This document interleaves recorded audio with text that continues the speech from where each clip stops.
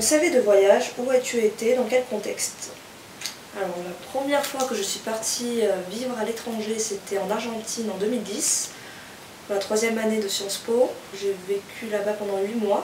Voilà, j'ai un peu étudié et pas mal vadrouillé en Amérique latine, dans le sud, avec ma petite bande de copains, donc Manon, Loïc, Lisa, Nico.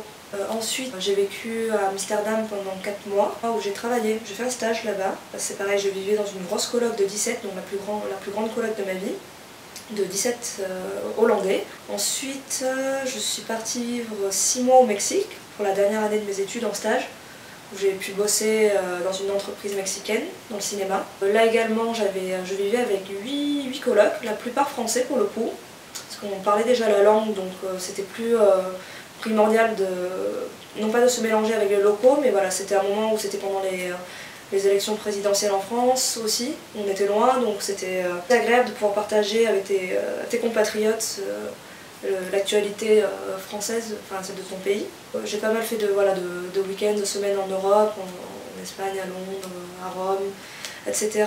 Et là dernièrement, je suis partie au Nicaragua et Costa Rica.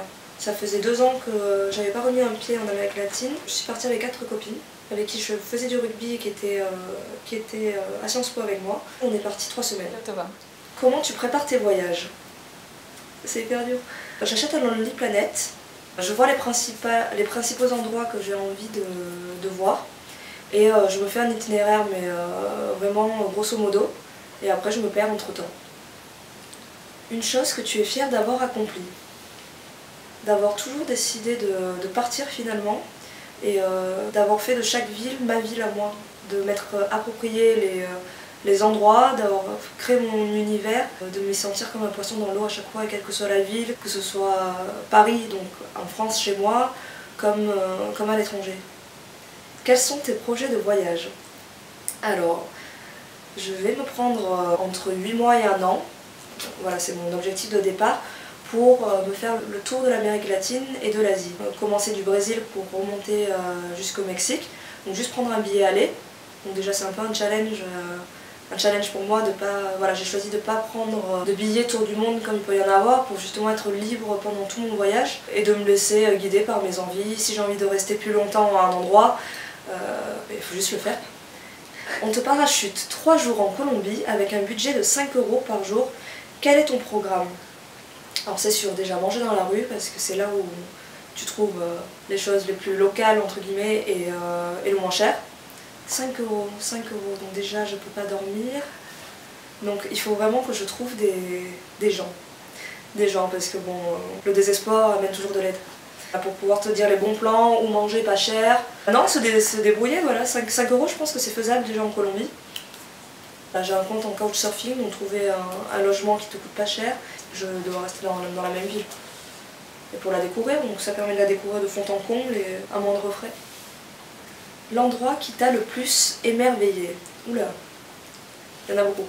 Je dirais tous les paysages gigantesques et impressionnants que j'ai pu voir en Amérique latine.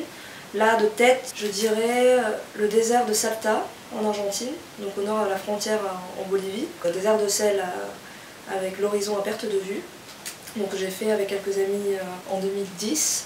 C'était très impressionnant, après il y avait tout le contexte, voilà, j'avais des super copains avec moi à ce moment-là. Certains endroits où tu as juste à être là et tu n'as plus besoin trop de parler et tu savoures.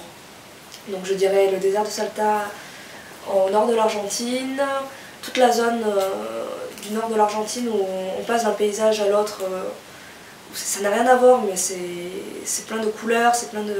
voilà, juste la beauté de la nature.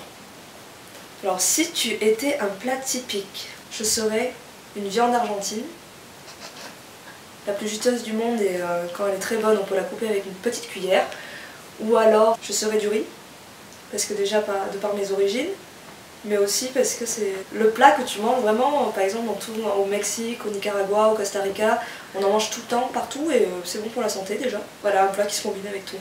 Et je serais pimentée. Si tu devais ramener un seul objet de chaque pays, ce serait quoi?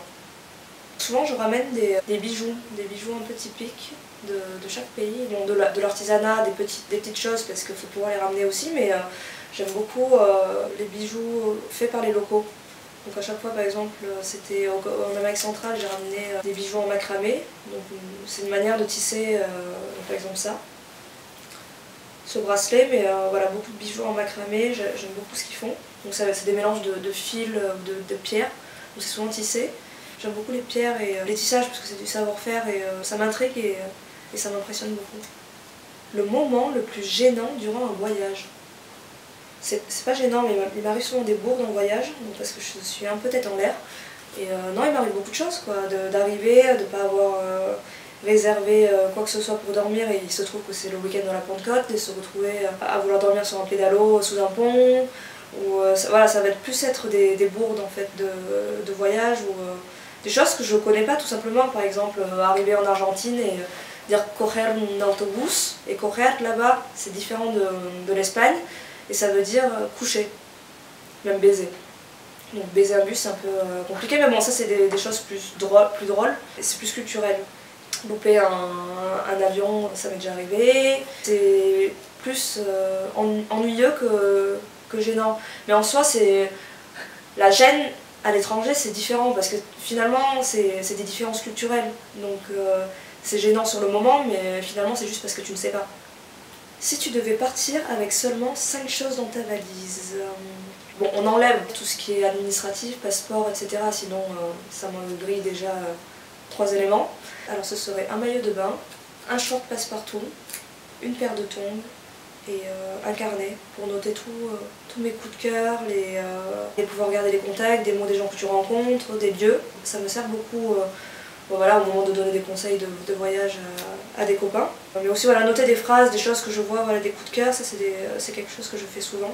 Un appareil photo pour regarder, même si voilà, je suis un peu contre trop de technologie en voyage. J'aime voir les choses avant de les avoir prises en photo ou autre, mais bon, c'est vrai que ça laisse quand même des souvenirs. Une personne rencontrée en voyage qui t'a le plus marqué, pourquoi? Alors c'est difficile de citer une personne particulière, mais c'est vrai que tous les voyages sont faits parce que c'était avec telle ou telle personne à ce moment-là précis de ta vie. Il y a des personnes que j'ai rencontrées en voyage qui sont vraiment devenues des amies après. Là j'ai parlé plus des Français que j'ai pu rencontrer en voyage qui sont devenus des amis après. Mes anciens collègues du Mexique qui sont également devenus des amis au moment où on a dû tous retourner à Paris. Mais aussi certaines personnes que j'ai rencontrées il y a 5 ans maintenant et on va toujours garder contact une fois par an parce qu'à un moment donné je les ai croisés et ils m'ont inspiré. Des Péruviens, une Hollandaise qui m'a accueillie en couchsurfing parce que justement je ne voulais pas dormir sur un pédalo sous un pont, qui m'a hébergée au final pendant 3 semaines. Et c'est des personnes qui te marquent à ce moment-là parce que tu partages, t'as beau pas parler très bien la même langue, ils t'inspirent dans leur manière de voir les choses ou d'avoir partagé tel ou tel moment. Ça peut être très simple, boire du whisky dans un jardin en jouant de la guitare. Voilà, c'est des moments dont je me rappellerai. Voilà, c'est des petits bouts de vie. Je suis un peu lui, elle, lui, comme... voilà. Ta philosophie de vie, un credo. Suis tes envies, écoute-toi et on n'a qu'une vie. Comme dirait Pepe Mujica, la vie t'échappe chaque jour et voilà, mais remplis-la. Remplis-la et profite de chaque moment, croque la vie à pleines dents et écoute-toi surtout. C'est difficile des fois, tout va très vite, on oublie parfois de s'écouter, donc voilà, va jusqu'au bout de tes envies, lance-toi et saute en parachute et après tu auras plus prise sur les choses. Sors de ta zone de confort et laisse-toi surprendre par toi-même pour mieux te connaître. Alors, une anecdote de voyage qui a changé le cours de ta vie, ta vision des choses.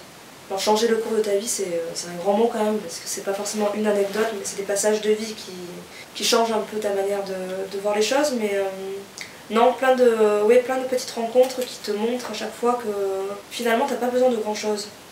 Et je dirais tous ces gens qui m'ont montré leur savoir-faire. J'aime beaucoup ce savoir-faire et parfois je faisais un peu une overdose de ce monde ultra connecté, alors qui apporte plein de belles choses, mais où tout passe par les écrans. C'est vrai que j'ai fait un peu une overdose et le dernier voyage en date que j'ai fait donc au Costa Rica, au Nicaragua, de rencontrer des locaux qui te montrent un peu leur passion, leur savoir-faire, ça m'a donné envie de reconnecter un peu avec les choses peut-être un peu plus manuelles, donc ça, voilà, le savoir-faire, les choses de tes mains, d'avoir rien et de pouvoir t'adapter à ton environnement. Ça m'a rappelé à quel point J'avais pas besoin de grand chose en fait. Ici, dans mon confort, je vais avoir plus tendance à vouloir me préparer ou autre, alors qu'en soi, je sais que j'ai besoin de rien.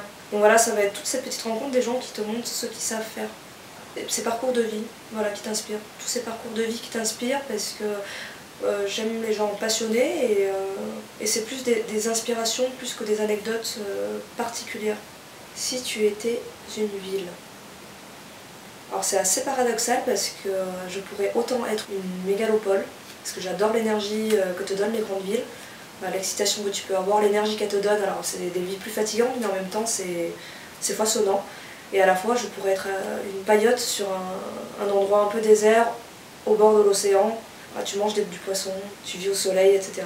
Mais si j'étais une ville, je serais peut-être Berlin. Ce serait forcément une ville artistique. Il y a de l'art dans la ville. Quand tu te perds, tu découvres des choses très représentatives de la ville. Mais je serais peut-être Berlin ou Buenos Aires parce que j'ai beau y avoir vécu pendant 7 mois, j'ai l'impression de ne pas avoir assez écumé. Mais je serais sans doute une grande ville. Ta position préférée? Oula. Mais dans quel sens? En voyage? Allongé sur un transat? Un hamac? Je sais pas moi.